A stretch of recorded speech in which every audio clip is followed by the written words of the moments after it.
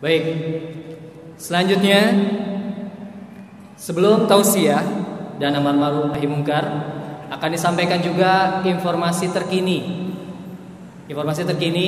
yang terjadi di negeri-negeri Muslim, khususnya di Gaza, Palestina, dan mungkin yang terbaru yang terpanas saat ini juga di Rakhine State ya, Rohingya.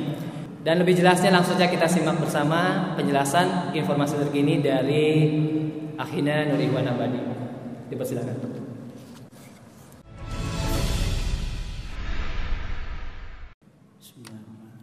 Assalamualaikum warahmatullahi wabarakatuh. Innal hamdalillah nahmaduhu wa nasta'inuhu wa nastaghfiruh wa na'udzu billahi min shururi anfusina wa sayyiati a'malina may yahdihillahu fala mudilla lahu wa may yudlil fala hadiya lahu. Asyhadu an la ilaha illallah wahdahu la syarika lah wa asyhadu anna Muhammadan abduhu wa rasuluh la nabiyya ba'da. Ma sya'allahu kan wa ma lam yasha' lam yakun wa la haula wa la quwwata illa billah. Imamul muslimin yang dimuliakan oleh Allah, Bapak Wali Kota Sukabumi yang sekaligus juga Ketua DKM Masjid Agung Sukabumi yang Allah muliakan, Bapak Mustafa Kamal pembina Aqsa Working Group yang kami cintai, ikhwan dan akhwat semua yang hadir di kesempatan pagi hari ini yang dimuliakan oleh Allah Subhanahu wa taala. Kami pagi hari ini diminta untuk menyampaikan situasi terkini yang terjadi di Palestina khususnya dan di Myanmar. Kita mulai terlebih dulu dari Palestina. Saudara-saudara yang dimuliakan oleh Allah, Palestina adalah mother of conflict, ya, ibu sumber dari segala konflik yang ada di dunia. Sudah 70 tahun, hampir 70 tahun Palestina terjajah, ya, dan hingga saat ini masih terjajah.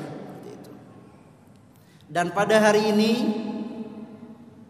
35 tahun yang lalu, tepatnya tanggal 16 September 1982, Israel melakukan salah satu dari berbagai macam kekejiannya, yaitu membantai kaum muslimin yang ada di Sabra dan Shatila. Sabra dan Shatila itu berada di sebelah selatan Libanon, di mana di sana terdapat kurang lebih saat itu 20.000 pengungsi Palestina. Dan selama 2 hari dari tanggal 16 hingga 18 September 1982, Israel membantai kaum muslimin yang ada di sana, dan sebanyak 3.500 kaum muslimin meninggal dunia karena dibantai. Hari ini di mana-mana, khususnya di Palestina, mereka memperingati kekejian tersebut, ya, yang manfaatnya adalah untuk mengingatkan kepada dunia, ya, bahwa Israel yang merupakan musuh utama hingga saat ini masih saja melakukan pembantaian terhadap kaum muslimin, khususnya di Palestina. Dan berbagai macam peringatan dilakukan baik di Palestina ataupun di beberapa negara, ya. Mereka menyatakan bahwa pembantaian inilah pembantaian terkeji yang pernah dilakukan oleh Israel, yang saat itu dipimpin oleh Ariel Sharon, ya. Yang sebagaimana kita ketahui pada 2014 yang lalu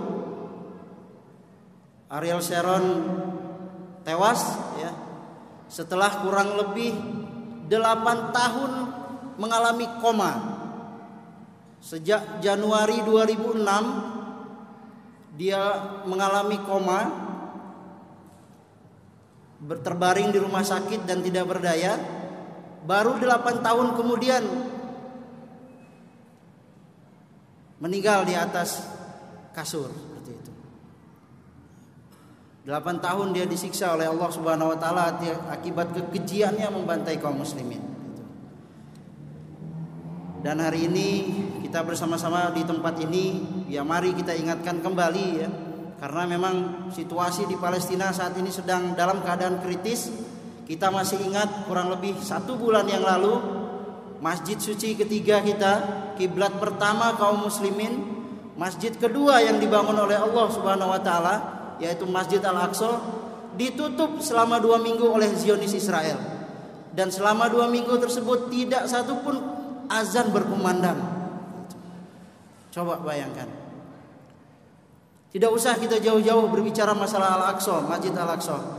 Masjid Agung Sukabumi ini saja kita jadikan contoh misalkan. Seandainya masjid ini ditutup oleh non-muslim,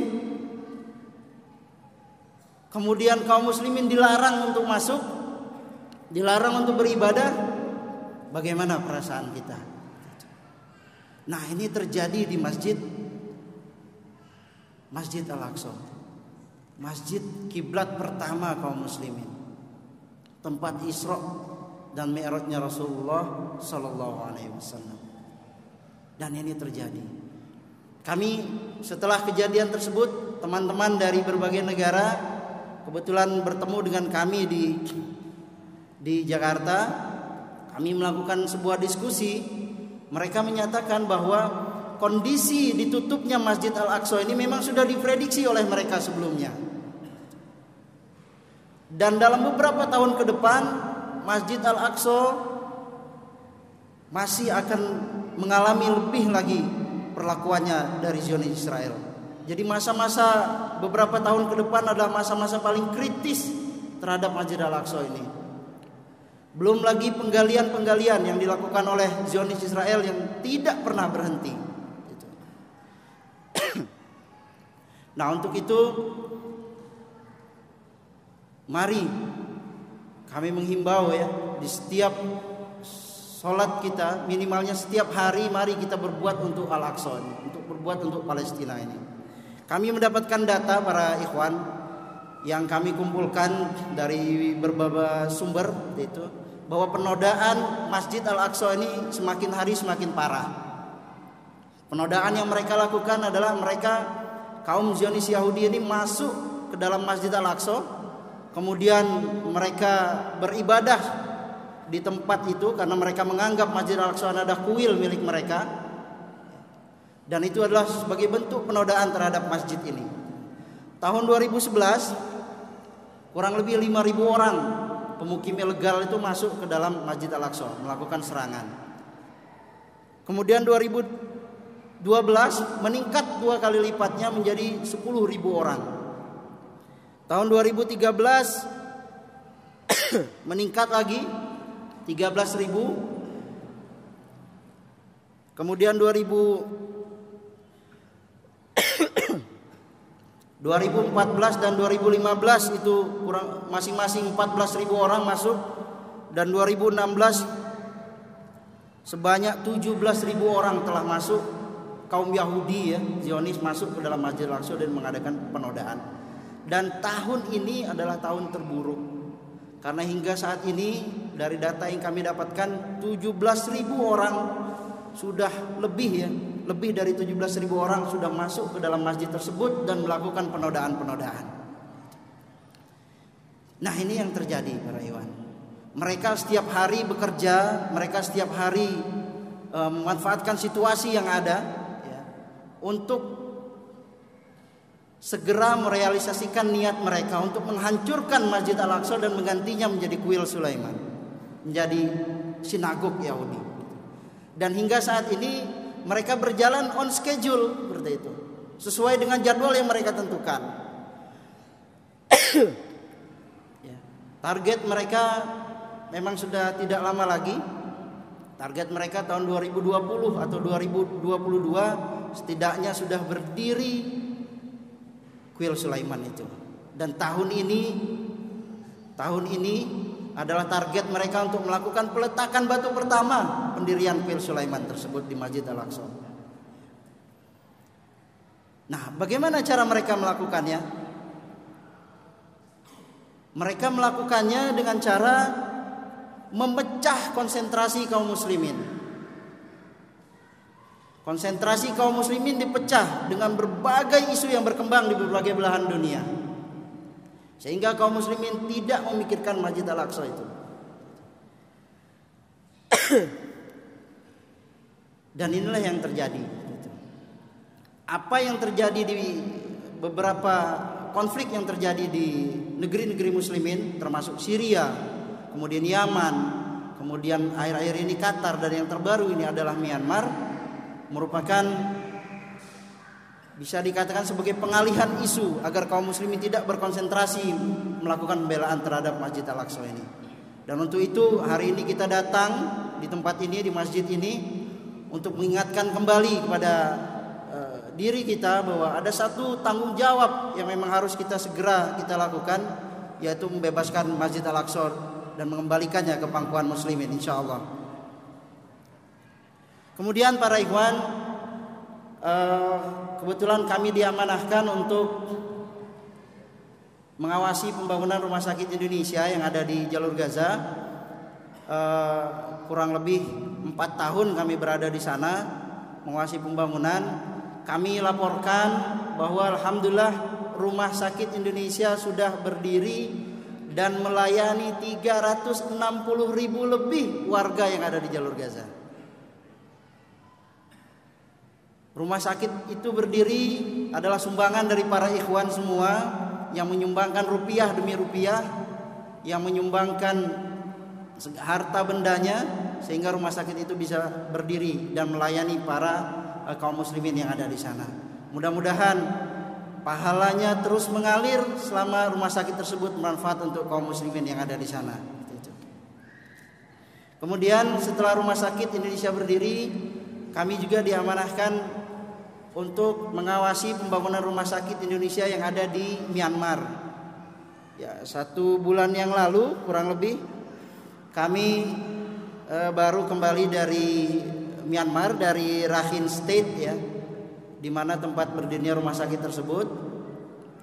Dan tanggal 8 yang lalu juga kami selama 2 hari di sana untuk melakukan penandatanganan kontrak ya, pembangunan rumah sakit. Para ikhwan, masalah Rohingya ini memang bisa kita lihat dari berbagai sisi. Ada sisi kemanusiaannya, ada sisi juga kehilangan kewarganegaraannya para kaum muslimin yang ada di sana. Nah, sehingga kita dengan Mercy ini ya kita fokus gitu membangun sebuah rumah sakit, sehingga diharapkan dengan berdirinya rumah sakit ini akan menjadi sebuah simbol persaudaraan sama umat manusia. Kita ingin menunjukkan bahwa Indonesia dengan mayoritas kaum muslimin dan minoritas Buddha dan agama lainnya itu bisa hidup berdampingan dengan damai. Kita ingin menunjukkan kepada dunia bahwa muslimin itu memang cinta perdamaian. Dimanapun ada muslimin yang mayoritas, disitulah tercipta perdamaian. Nah, diharapkan dengan berdirinya rumah sakit ini akan timbul perdamaian di situ. Nah, kita melakukan sebuah diplomasi kemanusiaan. Ya, mudah-mudahan dengan adanya rumah sakit ini nanti, ya, stateless atau tidak adanya kewarganegaraan yang dimiliki oleh etnis Rohingya ini bisa dipertimbangkan kembali oleh pemerintah Myanmar. Seperti itu. Nah, itu kita mengambil sisi di di diplomasi kemanusiaan ini. Selain juga bantuan-bantuan kemanusiaan kita sudah kirimkan ya ke sana, kita memberikan ambulan, kemudian bantuan-bantuan berupa makanan dan lain sebagainya sudah kita kirimkan itu. Karena memang target dari arah dari pembangunan rumah sakit ini jangka panjang seperti itu. Ya, diharapkan dengan adanya rumah sakit ini pihak-pihak yang bertikai di sana itu bisa segera meredam seperti itu. Karena memang selama ada pertikaian maka rakyat sipil yang akan jadi korban. Nah, mudah-mudahan rumah sakit Indonesia ini yang ada di Rakhine State ya, di daerah Myaku namanya. Myaku itu dulu ada kerajaan Islam yang ada di sana ya.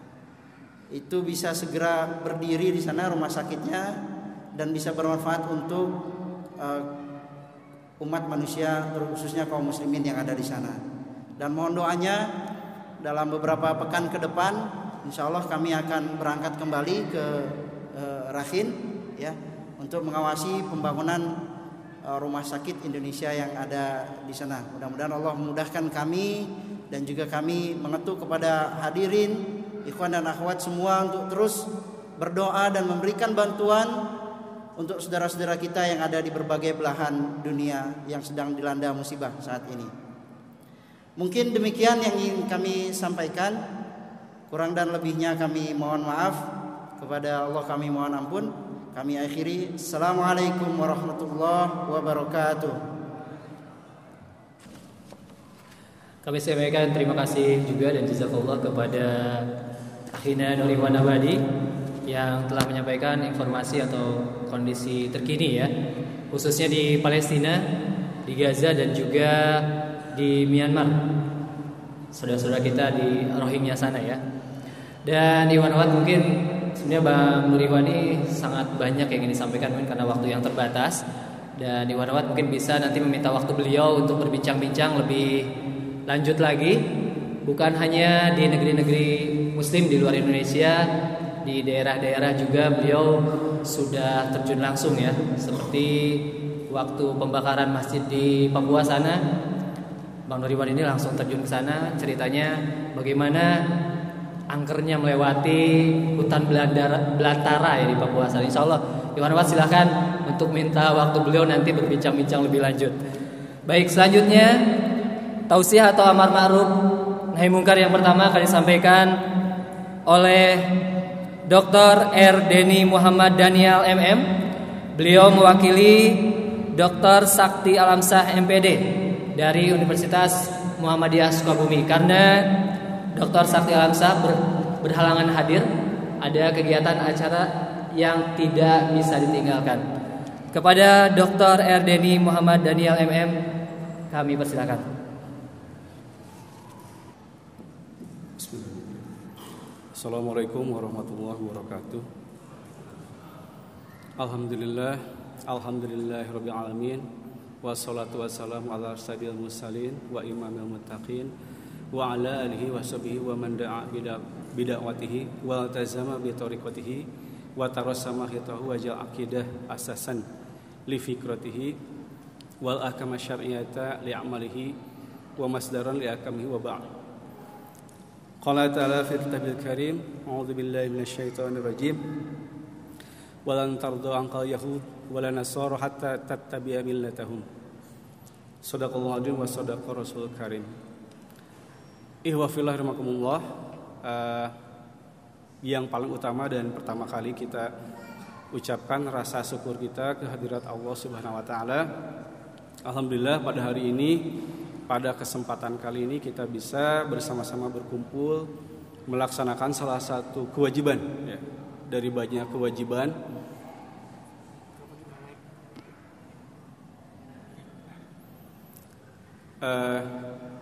Tentu rasa syukur kita kehadirat Allah Subhanahu wa taala karena Allah sudah memberikan nikmat iman dan Islam kepada kita. Karena tidak mungkin ya kita hadir pada kesempatan kali ini yang insya Allah kita hadir pada majelis yang tentu ya dimuliakan oleh Allah Subhanahu wa taala. Oleh karena itu kita datang pada hari ini, pada kesempatan kali ini di majelis yang insya Allah dimuliakan oleh Allah Subhanahu wa taala ini tentu dengan keimanan kita dan keislaman kita, ya. Oleh karena itu sudah seharusnya kita bersyukur, ya.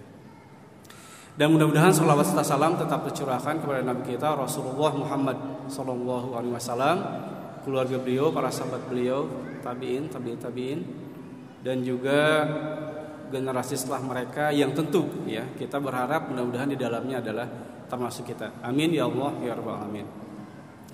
Yang berikutnya mohon maaf, ya, tentu yang kami hormati Bapak Wali Kota, ya, dan juga para pembicara, juga para hadirin asatid yang dimuliakan Allah Subhanahu wa taala. Mohon maaf, mungkin di sini saya sebagai badal saja, pengganti, ya, dari Bapak Rektor, Bapak Dr. Sakti Alamsah, yang pada kesempatan kali ini pas tidak bisa hadir karena ada kesibukan yang memang tidak bisa beliau tinggalkan. Oleh karena itu, dengan tanpa mengurangi rasa hormat kepada Bapak Wali Kota dan juga panitia, ya mudah-mudahan dengan saya sebagai pengganti tidak mengurangi kehormatan kita pada acara kali ini. Ihwafillah rahimakumullah, terkait dengan peristiwa Palestina, tentu ini adalah sesuatu hal yang karena ini kejadiannya dari semenjak Nabi Musa sebetulnya, ya. Kemudian Nabi Musa dipergantikan oleh para nabi yang lain, ya, sampai kemudian Nabi Daud, kemudian terakhir Nabi Sulaiman. Ketika dipimpin oleh Nabi Sulaiman, kemudian Nabi Sulaiman wafat, ya, dipimpin oleh anaknya Nabi Sulaiman, ya, Rabham. Pada saat itu Yahudi mengalami kesombongan yang luar biasa, dan dengan kesombongan ini mereka berani, ya, untuk melakukan kerusakan di muka bumi hingga saat ini, ya, sampai Rasulullah pernah mengusir Yahudi di Madinah, ya, dan kemudian mengalami diaspora, ya, penyebaran ke seluruh dunia, ya, sampai akhirnya kemudian Yahudi dikumpulkan kembali, ya. Ini tentu atas takdir Allah Subhanahu wa taala tahun 48. Tentu ini adalah atas bantuan Inggris, ya, sehingga Yahudi terkumpul kembali di Palestina yang mereka sendiri mengatasnamakan bahwa negaranya adalah negara Israel. Padahal sebetulnya Israel itu tidak memiliki negara, gitu, ya. Tapi karena dipaksakan, ya, mereka dibantu oleh Inggris untuk bisa merdeka dan memiliki negara, ya, di Palestina. Makanya saya tidak terlalu berani, ya, atau tidak terlalu bisa mengatakan bahwa ada negara Israel, tapi yang kita katakan adalah negara Palestina. Ikhwan fillah rahimakumullah, sedikit mungkin akan saya sampaikan, ya. Saya membaca sebuah buku, ya. Ini ditulis oleh ulama Palestina, namanya Dr. Bassam Hadjaror, ya. Judulnya adalah Zawal Israel, ya, kehancuran Israel. Di sana beliau menulis dan menafsirkan, ya, secara kontemporer surat Al-Isra, ya, ayat 1 sampai ayat 8. Tadi Kiai Mustafa juga sudah membacakan ayat ini, ya. Allah Subhanahu wa taala berfirman, a'udzubillahi minasyaitonirrajim.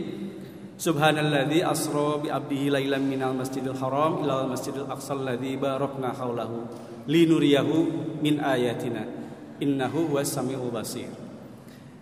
Di sana Allah menyatakan bahwasanya Maha suci, ya, Allah yang telah memperjalankan hambanya lailan minal masjidil haram ilal masjidil aqsa, ya, dari Masjidil Haram ke Masjidil Aqsa di Palestina, ya, Masjidil Haram di Mekah, kemudian diperjalankan oleh Allah Subhanahu wa taala pada malam hari, ya. Asra itu adalah perjalanan pada malam hari dari Mekah ke Palestina, ya. Ke Palestina. Jadi sungguh luar biasa itu, ya. Itu sebetulnya peristiwa Isra Mi'raj, ya, sebagai hadiah dari Allah Subhanahu wa taala ketika Rasulullah ditinggalkan wafat, ya, oleh pamannya dan oleh istrinya. Kemudian Allah Subhanahu wa taala memberikan hadiah wisata mungkin ya, wisata religi mungkin ya kalau sekarang, kepada Rasulullah, dan memperjalankan Rasulullah dari Masjidil Haram ke Masjidil Aqsa, kemudian dimi'rajkan. Ya, makanya terkenal dengan istilah Isra Mi'raj. Di sini Allah Subhanahu wa taala menyatakan Masjidil Aqsa yang Allah telah berikan berkah ya, di sekelilingnya ya. Dan ini adalah kami perlihatkan sebagai tanda-tanda kami, kata Allah Subhanahu wa taala. Ya, di sini katakan innahu was-sami'ul basir. Dan sesungguhnya Allah itu Maha mendengar lagi Maha melihat. Di dalam ayat ini adalah peristiwa Isra Mi'raj Rasulullah. Ya. Kalau kita kaitkan dengan ayat yang kedua, wa atayna Musa kitaba wa ja'alnahu hudal li bani Israil alla tattakhidhu min duni wakila. Yang artinya adalah, dan kami datangkan kepada Musa kitab wa ja'alnahu ya hudal li bani Israil, untuk dijadikan sebagai hudal li bani Israil, petunjuk bagi bani Israil. Ya, alla tattakhidhu min duni wakila. Dan janganlah kalian, ya Allah ini mengatakan kepada orang-orang Bani Israel, dan janganlah kalian menjadikan ya selain daripada aku, selain daripada Allah itu sebagai penolong. Peristiwa ayat yang pertama ya, itu adalah peristiwa Isra Mi'raj Nabi Muhammad sallallahu alaihi wasallam. Sedangkan ayat yang kedua itu adalah pewahyuan kitab Taurat kepada Nabi Musa. Ya, kalau ibu-ibu, bapak-bapak berpikir ya, sebagai kita, mungkin kita sebagai bukan ahli tafsir ya, ada hubungan enggak? Ada hubungannya enggak kira-kira ayat pertama dan ayat kedua gitu. Ayat yang pertama menceritakan tentang Rasulullah Isra Mi'raj, ayat yang kedua tentang pemberian wahyu oleh Allah Subhanahu wa taala kepada Nabi Musa. Jadi peristiwa Rasulullah dengan Nabi Musa sungguh jaraknya itu menurut ahli sejarah itu sekitar lebih dari 800 tahun. Ya. Lebih dari 800 tahun. Kira-kira hubungannya apa? Gitu. Ternyata memang ada hubungannya, ya. Jadi di sini Allah Subhanahu wa taala melalui surat Al-Isra ini ayat 1 sampai 8 ini ingin menjelaskan bahwasanya Yahudi itu ada ya, dan mulai eksis ya, itu pada Nabi Musa, kemudian pada zaman Rasulullah, dan sampai sekarang ya. Dan kita adalah mudah-mudahan masuk sebagai umat Nabi Muhammad ya, amin ya Allah ya amin. Kemudian di dalam untuk menjelaskan lagi ya, apa sih hubungannya ayat pertama dengan ayat yang kedua ya. Di dalam ayat berikutnya saya langsung loncat ke ayat 4. A'udzubillahi minasyaitonirrajim.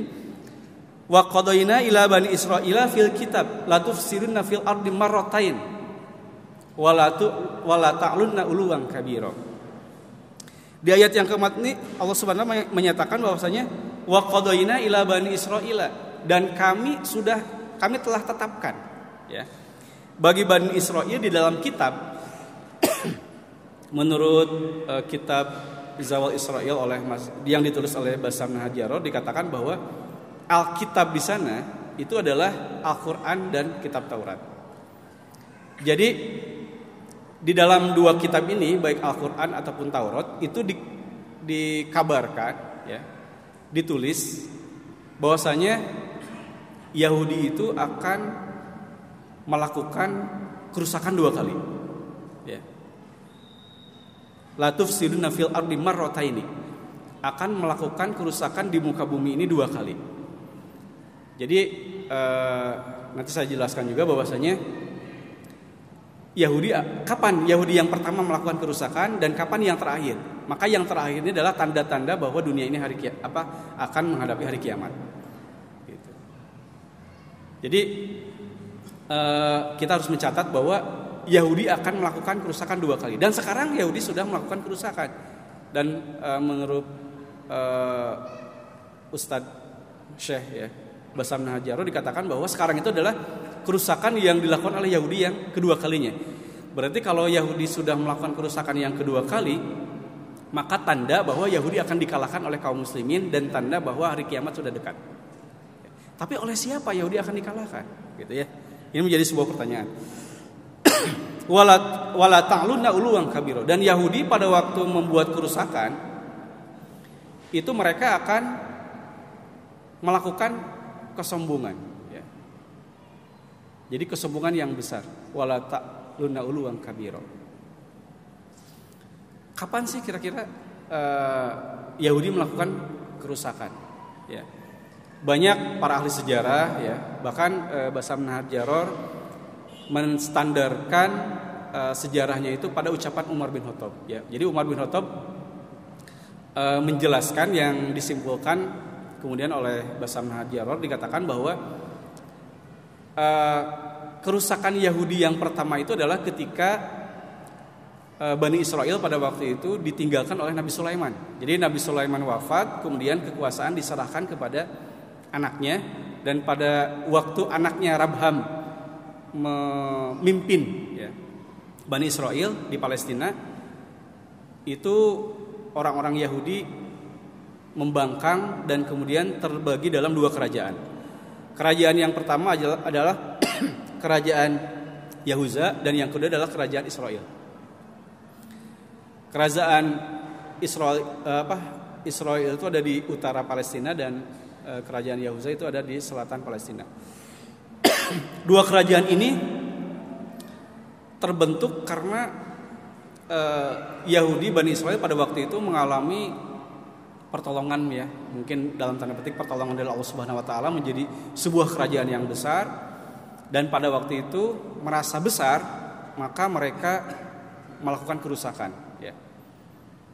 Jadi orang Yahudi itu kan seperti itu. Jadi kalau mereka merasa besar, maka mereka akan membuat kerusakan, ya, dan akhirnya kemudian membuat kerusakan dan kemudian dihancurkan oleh tentara-tentara Assyria, tentara-tentara Babilonia, ya, tentara-tentara Mesir yang masih kufur, ya, masih majusi pada waktu itu, dan dikalahkan oleh kerajaan-kerajaan kufur tersebut. Dan akhirnya Yahudi pada waktu itu mengalami diaspora, penyebaran ke seluruh dunia, ya, sampai ditetapkan oleh Allah Subhanahu wa taala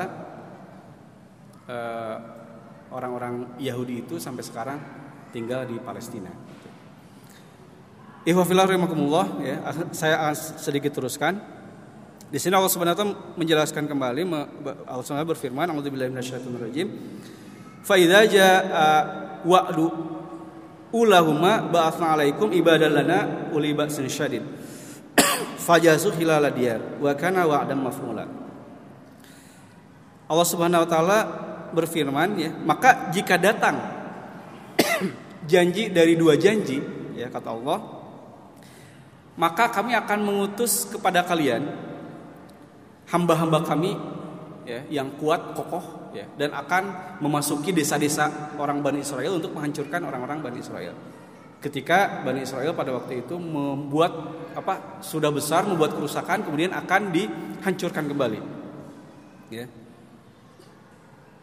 Kemudian di sini tsumma radadna lakumul karrata 'alaihim wa amdadnakum bi amwali wa banin wa ja'alnakum aktsara nafira. Kemudian di sini Allah Subhanahu wa taala menyatakan, kemudian kalian orang-orang Yahudi itu akan dikembalikan lagi, akan mendapatkan giliran lagi untuk menguasai mereka, ya, maksudnya bisa menguasai kembali tanah Palestina, gitu kan. Ini emang janji Allah Subhanahu wa taala seperti itu. Jadi ini sudah perjalanan takdir Allah Subhanahu wa taala yang harus kita ketahui, bahwasanya ketika Yahudi diusir dari Palestina pada zaman Nabi Sulaiman, ya, setelah wafat Nabi Sulaiman, mengalami diaspora, ya, tersebar ke seluruh penjuru dunia. Kemudian ini janji Allah kembali bahwa Yahudi itu akan menguasai kembali, akan kembali lagi ke Palestina. Dan ini adalah sesuatu hal yang menjadi ketentuan, ya. Oke. Kemudian di sini siapa sih, ya, ketika Yahudi kemudian mendapatkan, ya, kekuasaan, ya, kemudian dibantu oleh Inggris, pada tahun 48 dan kemudian sekarang melakukan kerusakan, sudah melakukan kerusakan di bidang ekonomi, di bidang sosial, di bidang politik. Ya, mungkin kita pernah mendengar Ghazul Fikri, ya, istilah perang pemikiran. Ini karena apa? Ya, karena memang mereka diciptakan Allah Subhanahu wa taala memiliki pemikiran yang cerdas, mereka bisa merusakkan kaum muslimin, ya. Melalui film, ya, melalui, ya, ada istilah fashion, ada istilah food, ya, ada istilah film gitu ya. Jadi bisa lewat makanan, ya, bisa lewat busana, ya, bisa lewat film dan sebagainya. Oleh karena itu maka kita harus hati-hati. Ya, karena Yahudi itu harus kita ingat bahwa walan tardu angkal Yahud walan nasor hatta tattabi'a millatahum. Jadi orang Yahudi itu tidak akan pernah ridho, Pak. Di sana lan tardu alif apa? Lam nahi al mustaqbal. Jadi kata-kata tidak tetapi selama-lamanya. Yahudi itu selama-lamanya tidak akan pernah ridho, Pak, pada kita. Yahudi dan Nasrani tidak akan pernah ridho sampai kita mengikuti milah mereka. Ya, dengan berbagai cara. Oleh karena itu maka bisa jadi mengadu domba kaum muslimin, ya, kemudian film-film Hollywood yang sebetulnya banyak direkayasa oleh mereka, ya. Karena apa? Sebetulnya orang-orang Yahudi di Palestina itu hanya 8 sampai 10 juta orang. Tetapi Yahudi di Amerika itu ada sekitar, ya, 40 juta orang. Dan 40 juta orang ini menguasai Kongres. Jadi Kongres di Amerika itu kan terbagi dua. Di dalamnya ada Senat, ada DPR-nya, gitu kan. Dan di sini Yahudi menguasai Kongres ini, ya. Baik senatornya, ya, senatnya ataupun DPR-nya, ya. Ini mereka menguasai dan mengeluarkan kebijakan-kebijakan. Makanya kalau kebijakan Amerika sekarang pro terhadap Yahudi itu hal yang wajar. Makanya kita melihat bahwa orang-orang Hamas, ya, kaum muslimin yang memperjuangkan hak mereka di tanah Palestina itu dianggap teroris. Jadi setiap kaum muslimin, ya, memperjuangkan hak mereka itu dianggap teroris, fundamentalis, ekstremis. Tapi ketika orang-orang Yahudi, ketika orang-orang militer Buddha di Myanmar misalkan, itu tidak dianggap sebagai teroris. Tapi kenapa kaum muslimin yang memperjuangkan hak mereka dianggap sebagai teroris? Nah, inilah yang harus kita perjuangkan, ya. Mudah-mudahan dengan kita memahami, ya, bahwa keberadaan Israel, ya, Yahudi Israel di tanah Palestina bahkan di berbagai belahan dunia itu harus kita sikapi, ya, sebagai sesuatu hal yang menjadi ancaman. Karena apa? Mereka membuat kerusakan di berbagai bidang. Ya, mungkin kita sudah terkontaminasi pemikiran kita, bisa jadi dengan pemikiran liberal, ya. Bahkan sekarang banyak orang-orang yang sudah terkontaminasi, mereka disekolahkan ke Amerika, ya. Bahkan ada teman saya yang kuliah di Virginia University, ya. Ternyata di sana banyak orang Yahudi. Ketika diskusi itu, ya, diskusi tentang masalah ketatanegaraan, ya. Padahal kita kaum muslimin memiliki konsep itu, tetapi bagaimana kita mewujudkannya? Ketika kita ingin mewujudkan disebut sebagai fundamentalis, ekstremis. Akhirnya kita berjuang terhambat oleh siapa? Oleh kaum muslimin sendiri yang mungkin itu adu domba oleh Yahudi yang selama ini mungkin ada di dalam pikiran kita, ya. Mudah-mudahan kita bisa terhindar dari pemikiran liberal yang berasal dari orang-orang Yahudi, ya. Karena mungkin kita bangga dengan Auguste Comte kalau sosiologi, kita bangga dengan Plato, Aristoteles, ya, tentang teori-teori negara mereka, gitu kan. Jadi mudah-mudahan kita terhindar dari pemikiran-pemikiran seperti itu. Demikian yang bisa disampaikan, ya, mudah-mudahan bermanfaat, ya, walaupun disampaikan secara singkat. Wallahu a'lam bishawab. Assalamualaikum warahmatullahi wabarakatuh. Baik, terima kasih kepada Dr. Erdeni Muhammad Daniel MM yang telah menyampaikan tausiahnya. Beliau dari Universitas Muhammadiyah Sukabumi mewakili Dr. Sakti Alamsyah MPD, ya. Selanjutnya tausiah dan nahi mungkar, amar ma'ruf nahi mungkar akan disampaikan oleh Ustadz Denny Albar merupakan asatid dari Aqsoki Group dan juga salah satu pembina dari Masjid Pusdai Bandung. Kepada Ustadz Denny Albar LC, kami persilakan. Assalamualaikum warahmatullahi wabarakatuh. Pak Wali Kota yang segera meninggalkan tempat ini, mudah-mudahan diberikan kelancaran segala urusannya. Ibu muslimin dan ikhwan dan akhwat sekalian yang dimuliakan Allah Subhanahu wa taala. Alhamdulillah nahmaduhu wa nasta'inuhu wa nastaghfiruh wa nastahdihi wa nastaghfiruh wa na'udzu billahi min syururi anfusina wa min sayyiati a'malina. Man yahdihillahu fala mudilla lahu wa may yudlilhu fala hadiyalah. Wa nashhadu an la ilaha illallah wahdahu la syarikalah wa nashhadu anna Muhammadan abduhu wa rasuluhu la nabiyya ba'dah. Allahumma shalli wa sallim wa barik ala khairi khalqihi nabiyyina wa rasulina Muhammadin wa ala alihi wa ashabihi wa man ihtada bi hidayatihi ila yaumiddin. Faqala Allah ta'ala fi kitabihil karim, a'udzu billahi minasy syaithanir rajim. Walladzina kafaru ba'duhum awliya'u ba'd illa taf'aluhu takun fitnatun fid din wa fasadun kabir.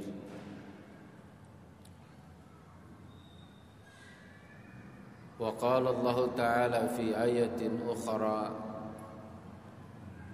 in tansurullah yansurkum. Al-ayah. Sadaqallahul azim wa nahnu ala dzalika minasy syahidin.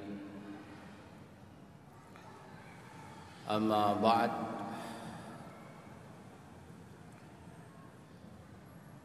Ma'asyiral muslimin wal muslimat, al-hadirin wal hadirat yang dimuliakan Allah Subhanahu wa taala. Segala puji dan syukur, segala kekaguman tentunya kita senantiasa sampaikan kehadirat Allah Subhanahu wa taala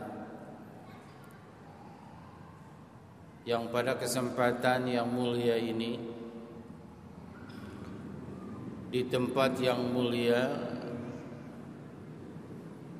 bukan sebuah kebetulan kita dipilih oleh Allah dengan berbagai latar belakang masalah di rumahnya masing-masing, digiring untuk bersimpuh di masjid ini semata-mata karena Allah, bukan karena ekonomi, bukan karena politik, bukan karena jabatan, tetapi semata-mata sebagaimana yang kita ikrarkan, lillahi rabbil alamin. Tentunya di luar sana banyak sekali kita saksikan. Di jam-jam seperti ini, apalagi di hari Ahad, di akhir pekan, yang penuh adalah tempat-tempat rekreasi dan tempat-tempat wisata kuliner. Betul Bu? Atau jangan-jangan terus kepikiran hoyong gerak ke restoran Kariam. Bukan iklannya. Maka beruntunglah dan bersyukurlah kita pada kesempatan yang mulia ini. Allah ayunkan, Allah giring langkah kita ke tempat yang mulia ini. Amin Allahumma amin. Mudah-mudahan kelak menjadi saksi di hadapan Allah Subhanahu wa taala. Ma'asyiral muslimin wal muslimat, tema yang diberikan oleh panitia adalah semangat memperjuangkan muslimin Rohingya. Bertahun-tahun boleh jadi kita sudah melangkah untuk memperjuangkan Masjidil Aqsa di Palestina. Kita sampaikan, kita paparkan, kita ikuti informasinya dari berbagai media. Kita kumpulkan, kita hayati. Kita serukan muslimin untuk peduli. Kita serukan muslimin untuk bekerja keras.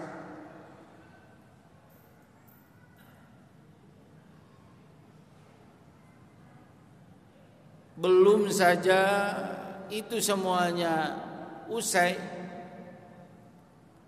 bahkan beberapa bulan terakhir tadi mungkin sudah disampaikan bagaimana kondisi Al-Aqsa. Sekarang ditambah lagi dengan jeritan muslimin Rohingya. Pertanyaannya, boleh jadi karena bertahun-tahun diingatkan dengan bagaimana beringas dan sadisnya musuh-musuh Islam dengan terjadinya bertahun-tahun penjajahan di bumi Palestina, itu akan berimbas ke negeri-negeri di mana di situ ada muslim. Maka Allah tambahkan PR. Maka jika tragedi Rohingya ini pun tidak membangkitkan umat Islam, bukan mustahil negeri Indonesia yang mayoritas muslim pun kelak akan diseret, diusir dari tanah airnya sendiri. Na'udzubillah tsumma na'udzubillah. Dalam ayat tadi jelas, tegas, tidak butuh tafsir macam-macam. Itu terdapat dalam surat Al-Anfal ayat 73. Walladzina kafaru ba'duhum awliya'u ba'd. Dan orang-orang kafir itu menjadi partner, menjadi backing, menjadi wali sebagian mereka atas sebagian yang lain. Illa taf'alu, jika kalian tidak mengikuti perintah Allah itu. Apa perintah Allah itu? Ba'duhum li ba'd. Kita harus bersatu, menjadi bagian dari yang satu, menjadi bagian atas yang lain. Illa taf'alu, jika tidak bersatu, jika tidak merasakan bagian satu sama lain, takun fitnah fiddin. Yang terjadi adalah fitnah, yang terjadi adalah musibah terhadap agama. Yang terjadi adalah fitnah terhadap sistem yang semestinya menjadi anutan muslim. Bukan saja sistem hidup dinul Islam yang terancam, wa fasadun kabir, dan kerusakan-kerusakan besar itulah juga akan terjadi ketika umat ini tidak melakukan seperti apa yang orang-orang kafir lakukan.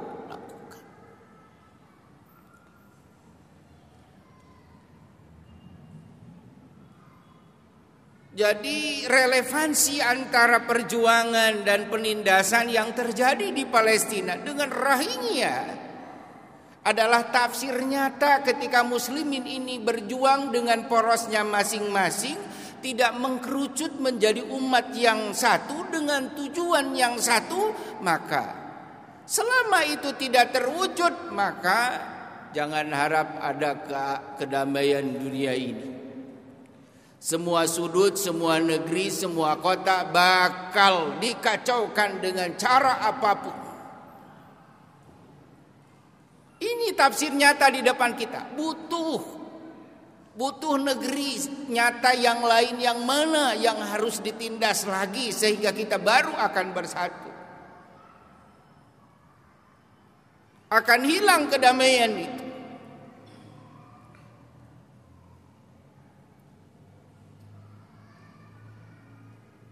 Kalau kita perhatikan dulu Karl Marx itu dengan tegas menyatakan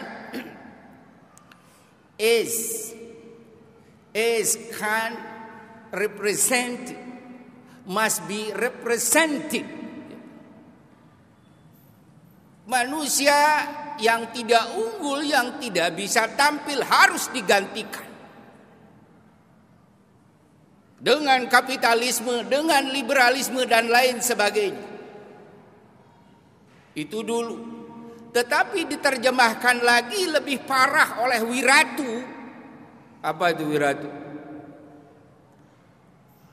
Pendeta Buddha yang sadis. Diterjemahkan hari ini apa yang dikatakan oleh Marx itu, Rohingya are not allowed to define themselves. They must be killed or expelled. Allah. Vulgar, bahkan lebih parah dari apa yang dikatakan oleh Karl Marx. Orang Rohingya yang secara bahasa adalah penduduk asli, kalau kita buka, justru oleh Buddha ini yang dia gemborkan menjadi api permusuhan, kebencian yang luar biasa. Mereka tidak boleh mengaku. Mereka tidak boleh mengaku dirinya sebagai orang Rohingya. Hanya ada pilihan, kill, mereka dibunuh atau mereka diusir.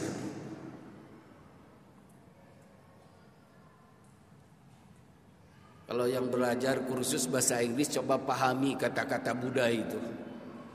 Pahami betul kata Buddha itu. Jangan hanya cacisus untuk keren-kerenan, tetapi baca yang terjadi kedengkian mereka terhadap umat Islam.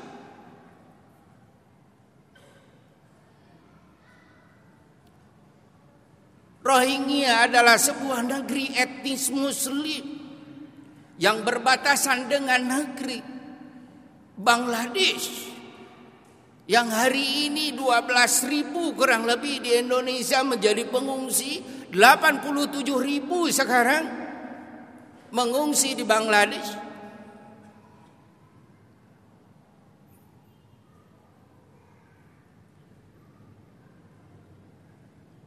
Ketika Indonesia mendeklarasikan kemerdekaannya, subhanallah,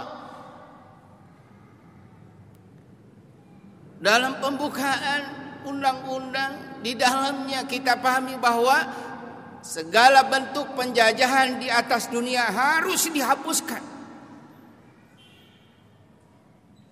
Ini anutan bangsa yang menganut undang-undang yang bertahun-tahun menjadi ciri khas bangsa Indonesia. Bangsa Indonesia bangsa yang anti penjajah. Lalu ketika ada yang dijajah, ada yang ditindas, kita diam. Kita sudah hianati undang-undang yang menjadi anutan negeri kita itu sendiri. Maka di khutbah Jumat yang lalu, Pak Gubernur Jawa Barat Kang Aher menyampaikan kalau ada muslimin tidak peduli, ada muslimin yang hatinya tidak tersambung keimanannya dengan Rohingya, itu sungguh sudah melakukan dosa besar. Jadi keimanan kita jangan hanya berlaku wilayah Sukabumi, Sukaraja, Cibadak, Parung Kuda dan seterusnya. Ketika bicara Islam rahmatan lil alamin, mereka adalah saudara kita. Tidak dibatasi dengan letak geografis, tidak dibatasi dengan lautan. Maka kalau Pak Erdogan menyampaikan di mana terdengar azan di situ adalah buminya muslim. Bukan di mana ada bendera merah putih disitulah Indonesia, bukan. Di mana terdengar azan disitulah bumi muslim. Itu nilai universal. Nilai universal yang ditunjukkan.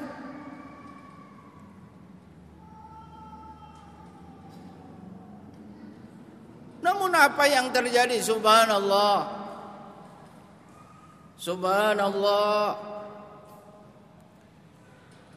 Kalau kita masih bisa enak makan, masih bisa nyenyak tidur.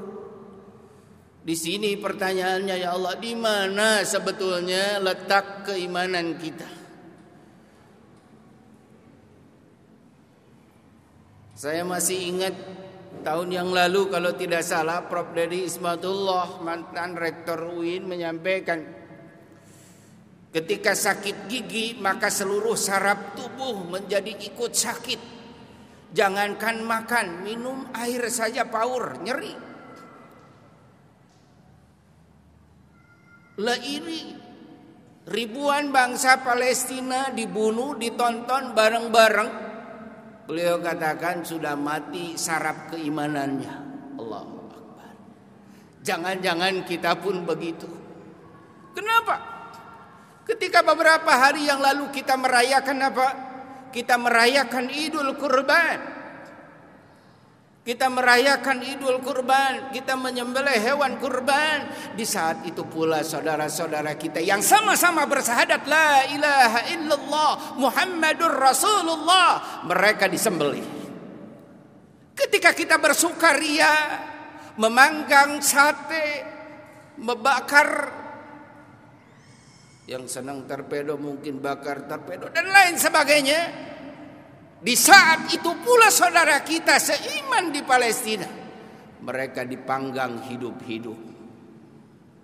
Bahkan kondisi terakhir, beberapa terduga muslimah Rohingya dilakukan pemerkosaan besar-besaran, supaya etnis muslim benar-benar habis.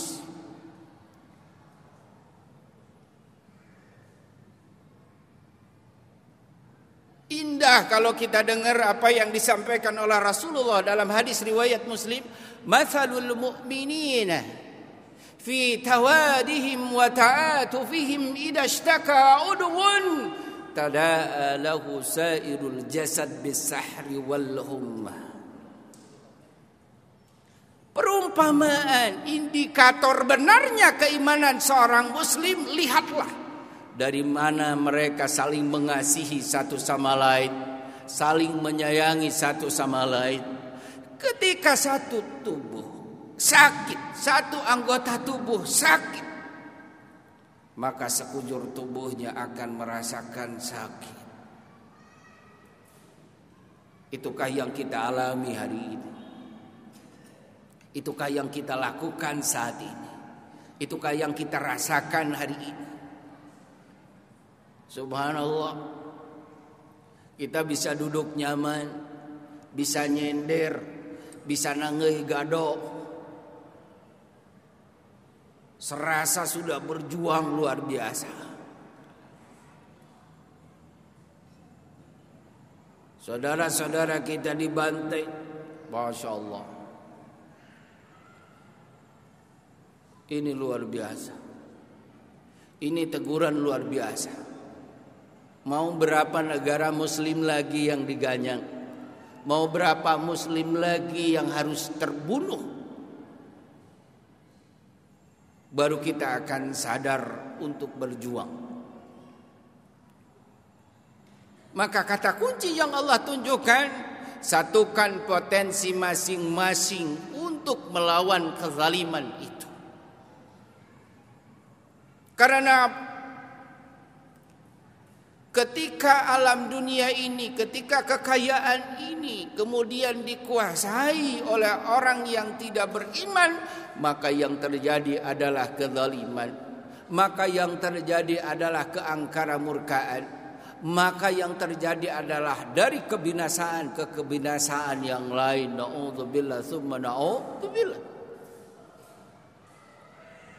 Allah sudah memberikan sertifikat di dalam Al-Quran surat Ibrahim ayat 105, walaqad katabna fiz zaburi annal arda yarithuha ibadiyas salih.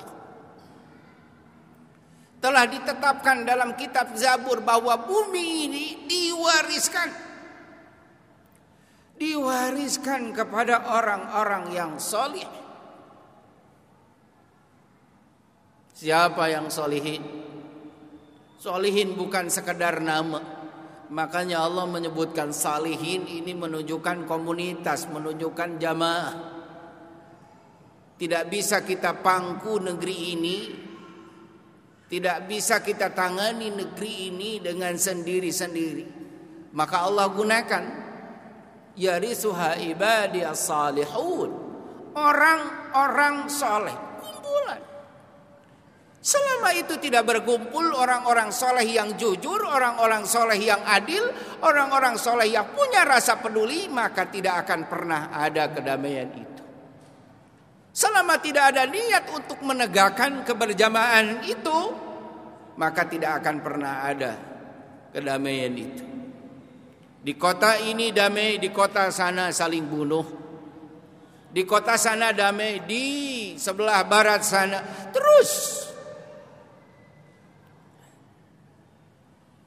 Nah, ini fakta yang kita hadapi. Ketika mau mengusung kebebasan Masjidil Aqsa, memperjuangkan keimanan, semuanya itu kembali kepada pilihan kita. Masih akan sibuk dengan grup kita, masih akan sibuk dengan golongan kita, atau kita akan perlahan menyatukan diri untuk bersama. Aksi 212 sudah ditunjukkan, nikmat dan bisa ternyata muslimin ini bersatu. Tidak lagi melihat si A kunut, si B tidak kunut, si A usoli, si B tidak usoli. Tidak lagi, mereka menikmati dan indah ternyata persatuan itu. Itu sumber kekuatan yadullahi ma'al jamaah. Kekuatan Allah itu hanya akan Allah berikan kepada mereka yang menghimpun diri secara berjamaah, bukan masing-masing. Termasuk tadi sertifikat dari Allah yarithuha ibadiyas salihun. Tadi beri kasih solihin itu kepada komunitas orang-orang yang soleh. Karena disitulah syariat akan tegak, norma akan tegak. Subhanallah. Lantas apa yang kita lakukan? Ketika menyaksikan semua ketimpangan dan ketimpangan ini semuanya, Imam Asy-Syafi'i memberikan sebuah semangat yang luar biasa. Beliau mengatakan, fala turi lil a'da'i qattu badlan fa inna syamatatal a'da bala'u. Beliau katakan begitu. Janganlah engkau tampakkan kelemahan kalian sehingga kelemahan kalian menjadi bahan tertawaan musuh kalian. Artinya jangan sampai kita mengiba-ngiba ingin disayangi oleh yang zalim, ingin diberikan kedamaian oleh yang zalim. Beliau tutup dari perkataannya, fala tarjus samahata min bakhilin. Jangan kau harapkan kebaikan dari orang-orang yang bakhil. Jangan kau harapkan kebaikan dari orang-orang yang kikir, yang korek, yang kopet. Fala tarjus samahata min bakhil. Maka apa yang harus kita lakukan? Tentunya ada beberapa hal. Ini sudah 3 menit, mudah-mudahan 3 menit langsung selesai. Ini paling repot kalau mau ngomong sudah di asongan kertas, jadi mikiran kertas, ya. Yang pertama apa yang kita lakukan dan bisa kita lakukan? Tubu ilallahi taubatan nasuha. Bertobatlah kepada Allah dengan taubatan nasuha. Boleh jadi penindasan muslimin di berbagai negeri itu karena dosa-dosa kita. Dosa apa? Dosa pribadi, dosa berjamaah. Silahkan tanya masing-masing. Kuncinya taubat. Tubu ilallahi taubatan nasuha. Itu yang pertama. Hanya orang yang bertobat yang doanya akan menjadi energi, akan berenergi dan didengar oleh Allah. Yang kedua adalah berdoa. Berdoa. Kalau fisik kita tidak bisa berangkat membantu ke sana, maka bangunlah di penghujung malam, doakan. Bersimpuhlah di antara azan dan iqamat, doakan.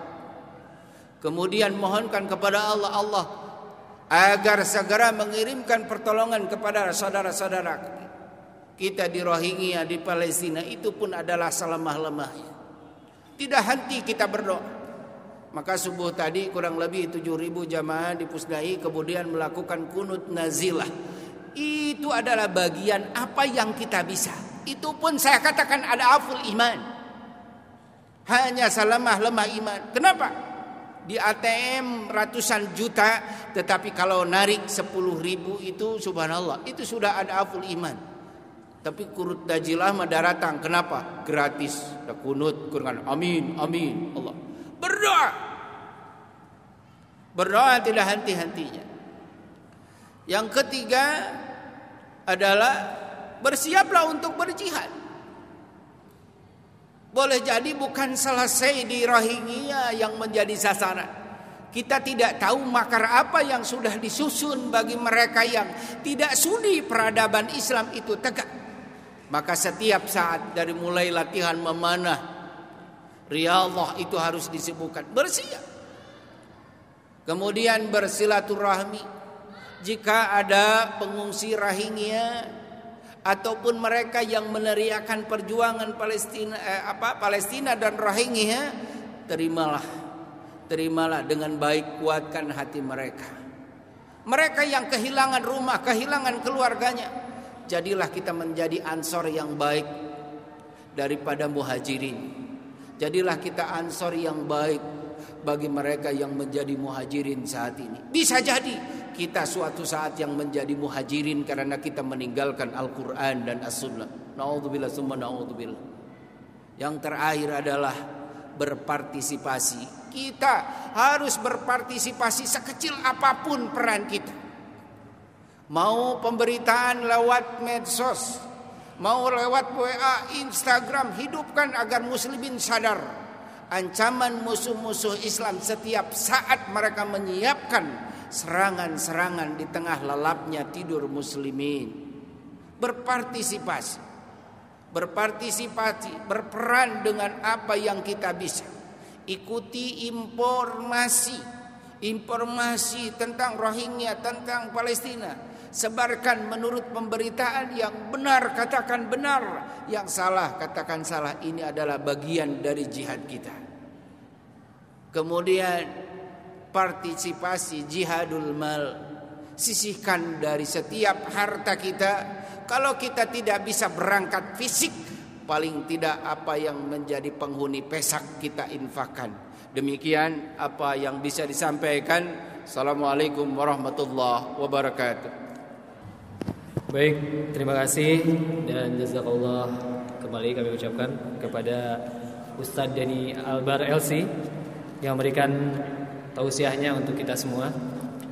Seperti yang sudah-sudah narasumber lainnya, karena waktu yang terbatas mungkin tidak semuanya tidak lengkap mungkin ya tersampaikan. Insya Allah mungkin di lain waktu, di lain kesempatan, di taklim atau kajian yang lain, insya Allah lebih lengkap lagi.